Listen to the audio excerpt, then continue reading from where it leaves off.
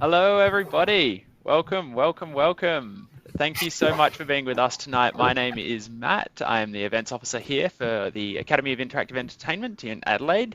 And we are joined tonight, a very special guest, Darcy, and of course, AIE's own Lachlan Burns, event officer in Melbourne. So thank you so much for being with us tonight, guys. Thanks for having me.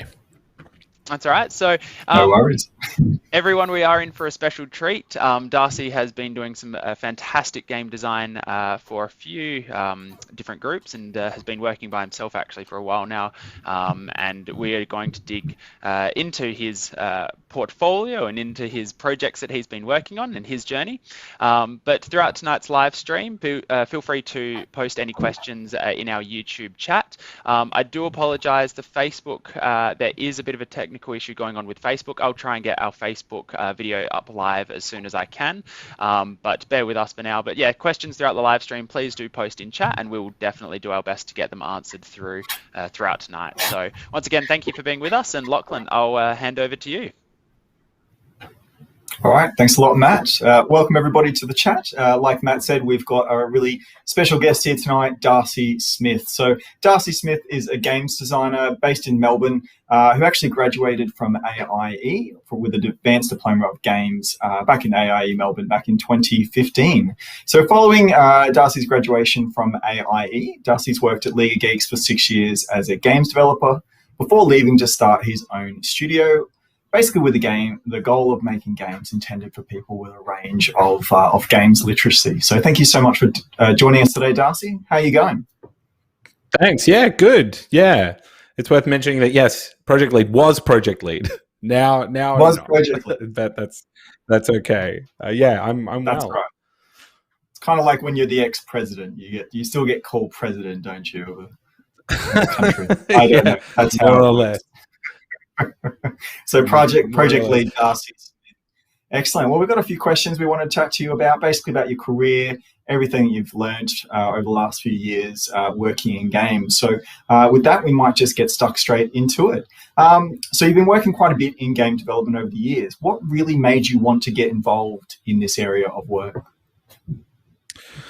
So when I left high school, there was through high school, there's this weird overwhelming pressure that's sort of more or less deliberately put on you to be like, what do you want to do? Who do you want to be? Like, decide now. You're like 17 years old and you've just tried like your first beer, and people like just set your life in stone or sort of recklessly throw yourself towards something and just choose what it is. And it sort of seems like the atmosphere was kind of like, it doesn't matter what you choose, just as long as you're happy to hurl yourself down a path. And I didn't. I stopped and went, well, I'm not going to pay for university. I'm not going to go back to school when I don't think school's for me. And I actually just like left high school and went and worked and sort of worked in like customer service and jobs I didn't really care about. And then I just basically like woke up one day and I was like, why am I doing this? Like, why am I working for a job, like working for a company that I don't care about, doing work that I don't care about? Like, I may as well do something that actually I landed on one thing for me that was like, I never was like, oh, video games is my calling. That's the way that I will live my life. I have something inside of me and it must bring it to fruition. It was more like I just knew that I wanted to make something that people can enjoy. And that I had a couple of different options of things that I kind of was enjoying and like things that I liked in my life. But I was like, what's the thing? What's my like neutral state? Like, what do I relax into? And what do I know from at least like a consumer position? And I was just like, video games. So I went and studied that. And by the time I was out of the 2-year course, I was with League of Geeks, basically. Yeah, excellent. So it just felt like a natural career shift for you to move into an area that you're very passionate about. It's really seemed to have worked over the last few years. So for those of the viewers here who don't really know what is League of Geeks, what is it, and how did you get started there? So League of Geeks is a development studio based in Melbourne, and their debut title, Armello, was like a kickstarted international, more or less international success. And the founders of that studio, co-founders, Trent Custers, Ty Carey, and Blake Mitzi, kind of are basically like old school Melbourne game dev in the sense that like I think that they were all at Taurus together, and they basically got met up in outside hours to jam on this like weird little game that was meant to be like a tactical iPad game because iPads were booming at the time, and that game grew. They'd meet up and have dinner. This is way before I was involved. They'd meet up, they'd have dinner, they'd play the game, and then one of them would take the game and they would do whatever they want to it, and then they would come back a week later and be like, here are the changes that I've made, and then progress the game further, and then they'd hand it off to someone else and they do the same. And that studio grew to be essentially, when I left, we were approaching 40 people. I think they have over 40 people now. So what started as like a crew of friends just like iterating on this board game sort of grew and grew and grew. And I think I was like number eight on like the highs or whatever. I was the result of a successful Kickstarter campaign. And I think that Armello sort of has grown to be one of the most identifiable new game IPs to come out of Australia over the last decade or so, and certainly that way for a PC / like console forward title. And yeah, it's just like a really they're kind of like I like to think of League of Geeks as kind of like a new they're like fresh blood. It feels like a revitalization of something that had stagnated. And like, you know, the games development scene, I'm like moving like across many different complicated topics very quickly, but like the global financial crisis like decimated the industry, and they sort of like are the phoenix from the ashes as far as I'm concerned. Okay, great. So they're here to rescue us from the collapse of the former gaming industry. Is that what's happening? No, they're the ghost of Christmas past, rising from the corpse that was the games industry. No, yeah, I would. I don't know if you're touching up on 18th century literature and Greek theology. I love it. It's fantastic. I have no consistency. I'm very fickle. No, I think that's good. That's good. No, but Armello obviously was a huge success, like you mentioned, and I guess for those viewers who aren't familiar with the game, can you add any details there about Armello? It's oh my god, I haven't done the pitch. You're asking me to do the pitch for a game I don't work on. Yeah, this is the real ghost of Christmas past. Armello, this spiel, it's like almost gives me like the shivers because it comes so naturally. Armello is a turn-based strategy game where you basically fight to become the new king of Armello, and it's a 4-player game where you have a hero and you take moves on this hexagonal board, and you play cards and like backstab each other, and like, you know, it's a strategy game. It's like Game of Thrones meets Kung Fu Panda, basically. All right, no, that's great. Well, obviously, League of Geeks was one of your first entry into games development from a professional perspective. What kind of things do you think that your time there really taught you and helped you grow as a games developer? God, that's a good question. I think that's kind of like I was very lucky to get there when I did, and then have the breadth of responsibilities that I did. I started in QA, and I moved into community management, and sort of like was the community manager, solitary community manager for the studio and Armello for some years, and then I transitioned into the project lead, where I could do some more sort of like hands-on design stuff, bits and pieces there, and sort of like more team management-y, leadership-y sort of stuff. And I think the thing that I'm most valuable for is that I've kind of got a really good snapshot of the full pipeline of development, like, you know, from an early stage through to fruition, like launching a title on multiple different platforms and then managing that title post-launch.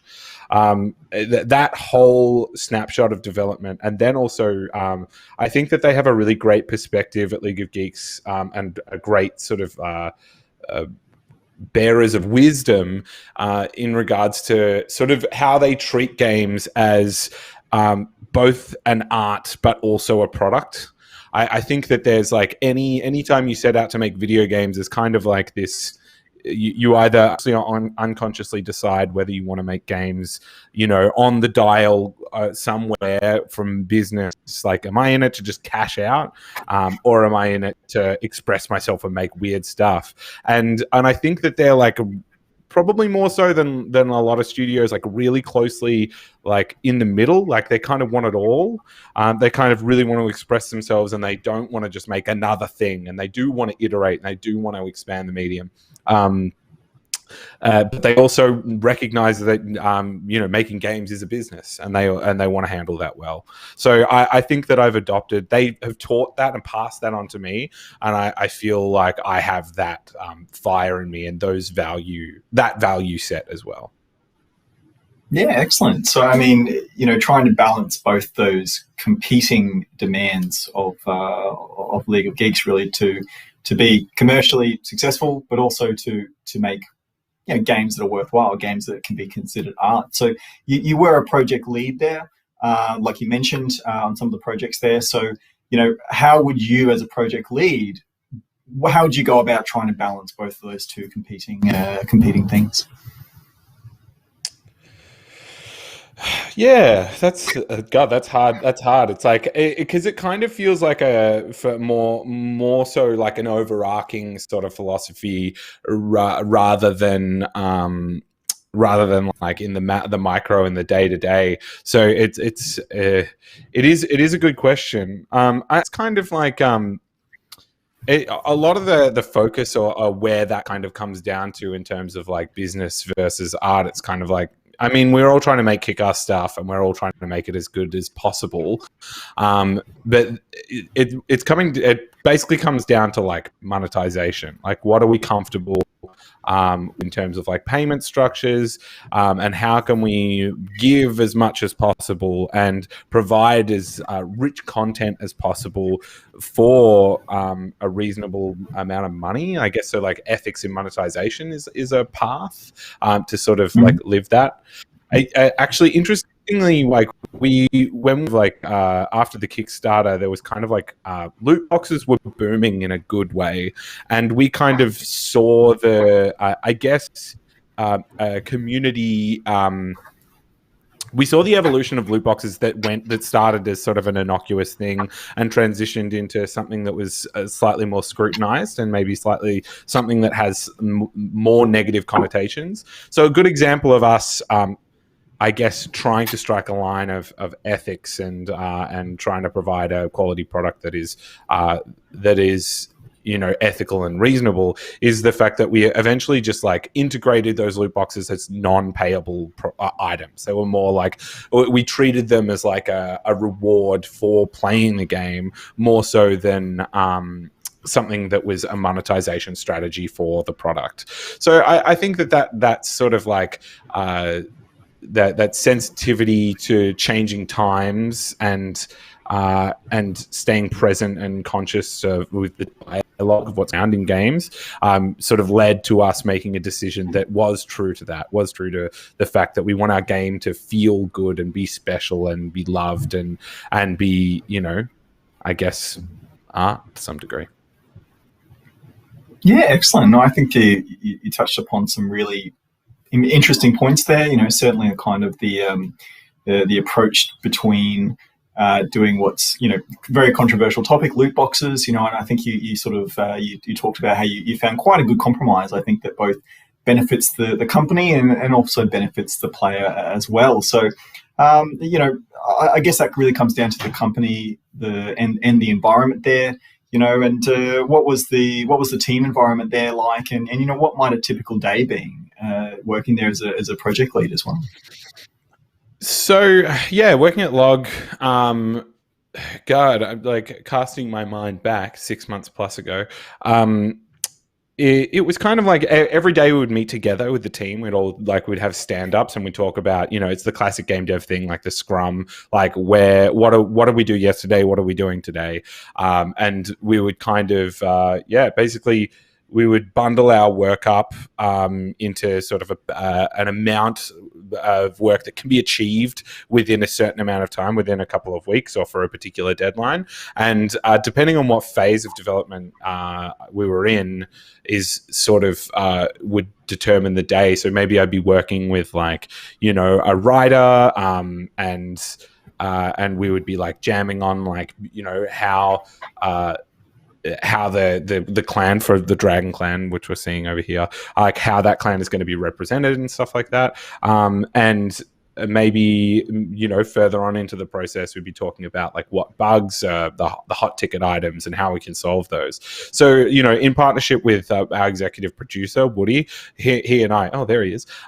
He and I would basically work together to connect the team to unify the goal with a multidisciplinary team, basically. So I think I was more kind of like creative and like what are we doing and why, and he was more logistics, like let's how are we going to get this done, and together we sort of led the team.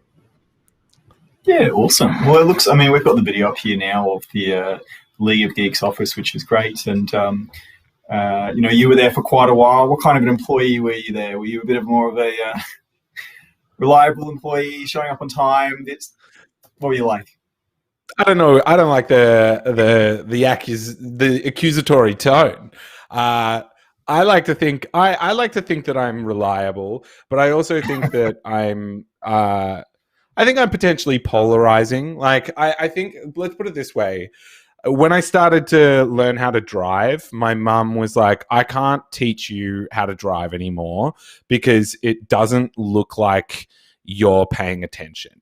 And that has lately I've really recognized that is like a haunting prospect that hangs over me. I am a person that loves to have fun and loves to engage with people. I hate that I just said that, by the way. I'm a person that loves to have fun. What is this, like a Tinder profile? God.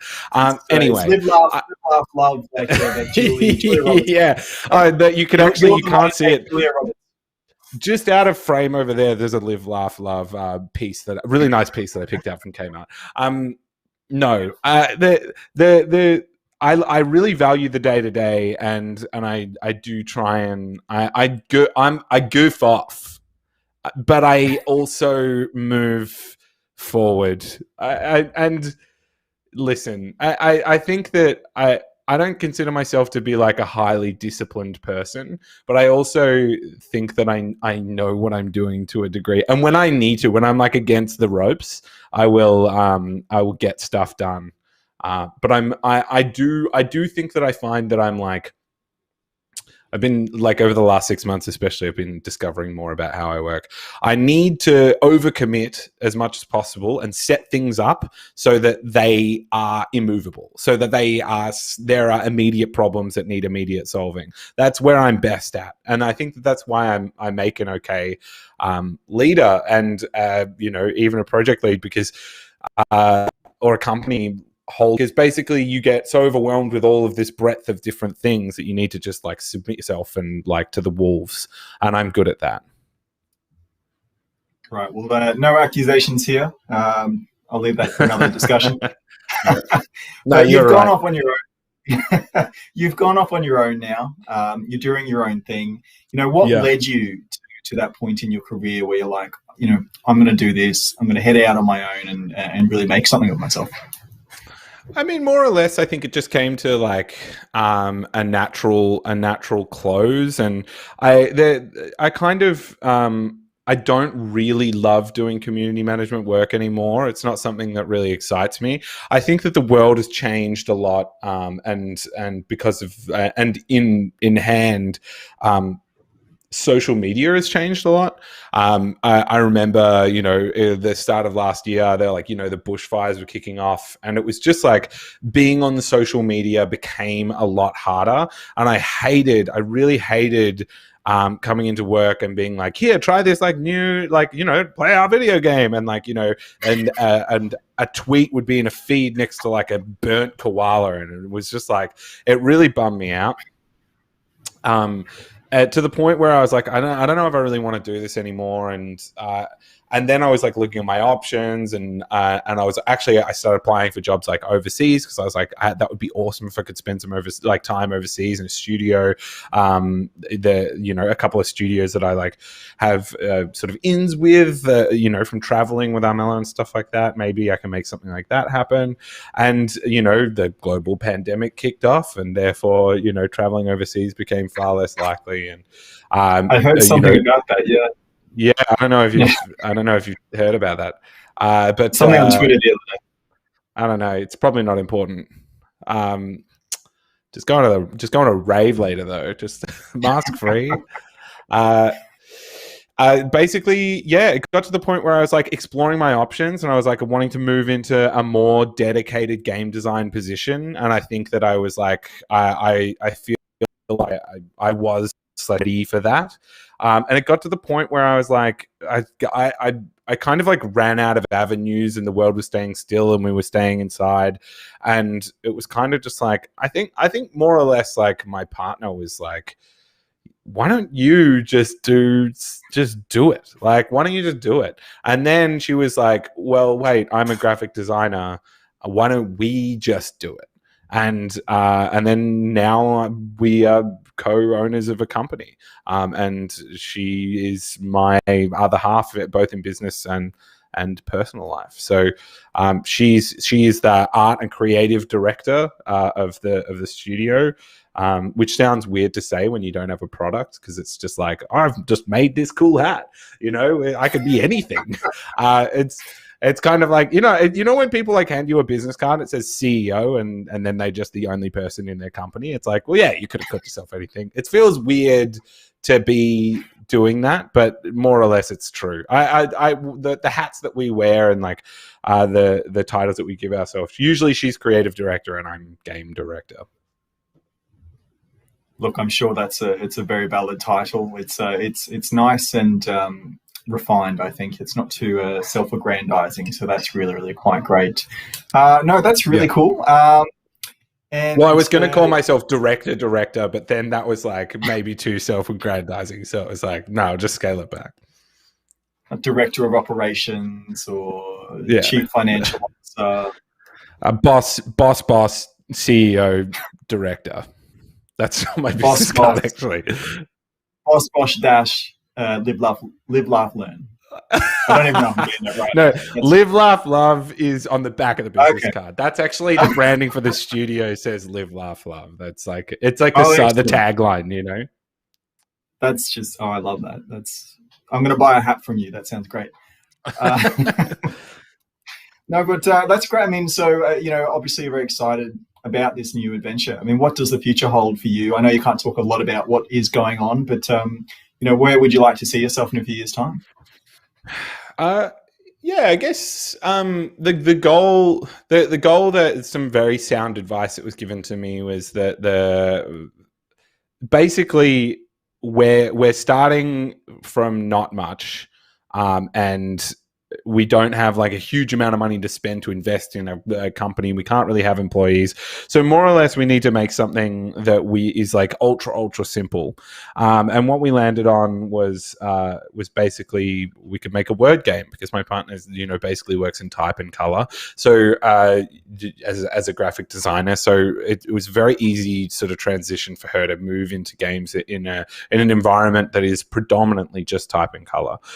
So we landed on making a word game, and more or less like I basically like I know some programming from AIE, and I basically like dusted off the Unity and started like programming and like getting into some visual scripting and stuff, and just like strapping together a prototype. And the prototype apparently has legs, because now we're in a situation where we're kind of ramping up, and basically it would be the goal is to get this game out this year. The goal is to make the smallest game possible, really, because then it can fail and we can then move on to the next game. Because I mean, you can hope for success, and we're doing everything we can to make this game a massive success, but just statistically it's hard to make a game that just is successful, So ideally, the safe option and the plan that we're executing upon is to release this game as fast as possible. We might release it within 6 months or within the year at least. And then we'll move on to the next thing, and we might reuse as much of it as possible, and of the last game, and then we'll get something else out. And then if the first game is kind of like just bubbling away, making not enough money, and then we have another game and that's bubbling away, making not enough money, and then we do another game, then all of these not enough money stack up to potentially enough money to be sustaining.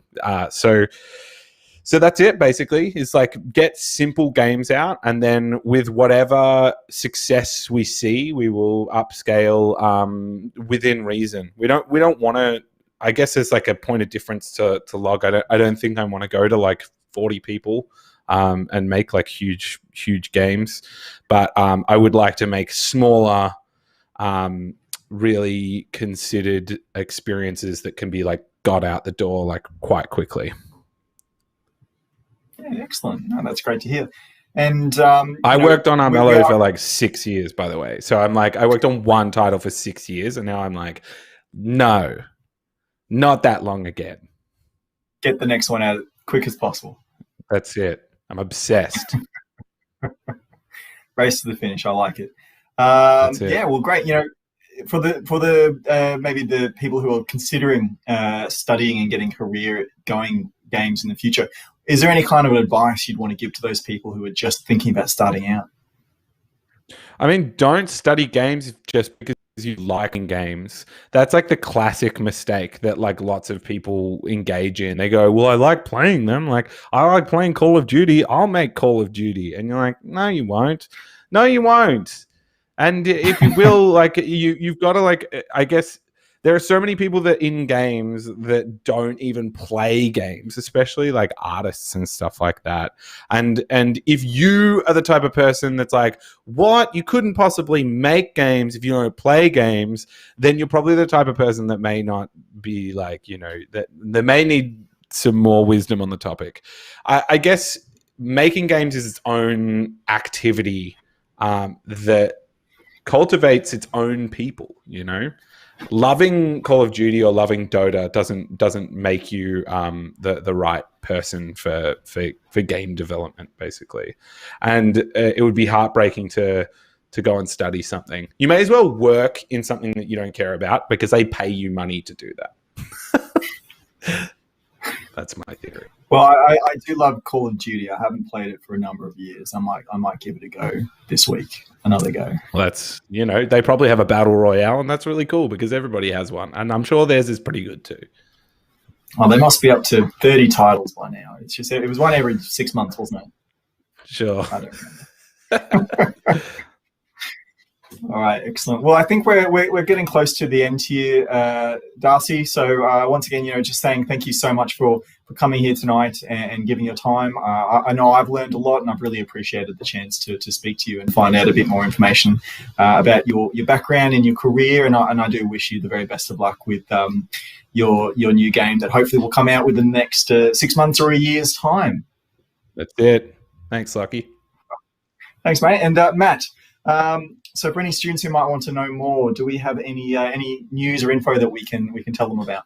Yes, absolutely. I do have one quick question though. So before we get to the website, I had a question for Darcy. So when you're talking about creating those 6 months, 12 months shorter version games, are you going to look at creating extremely different types of those short games, or are you looking at keeping them relatively similar so you can share your assets?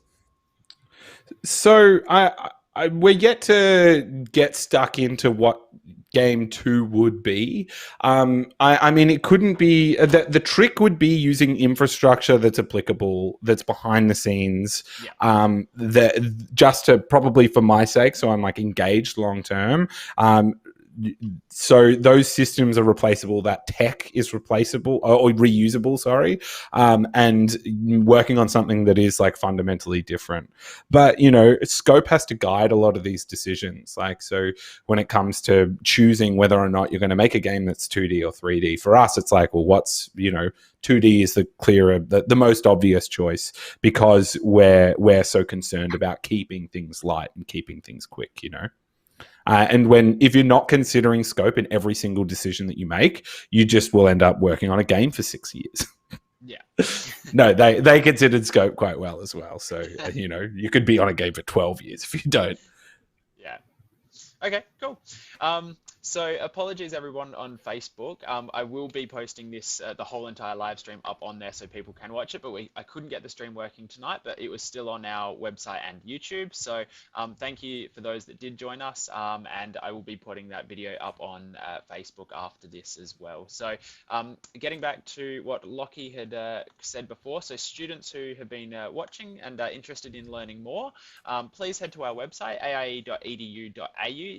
It is full of resources for all types of students, whether you're looking at first just having a bit of a peek into studying game design. We've got beginner courses for if you want to be a 3D animator, programmer, designer, and then more along the lines, we've got introductory courses and of course our career courses. So a lot of information on our website here. And we do also have our events, which the calendar for the 2021 year is now upon us, and so we have got our first information evening starting on March the 18th. So head to the website, see the event. These are free events that you can absolutely register to just on the online and participate on the day.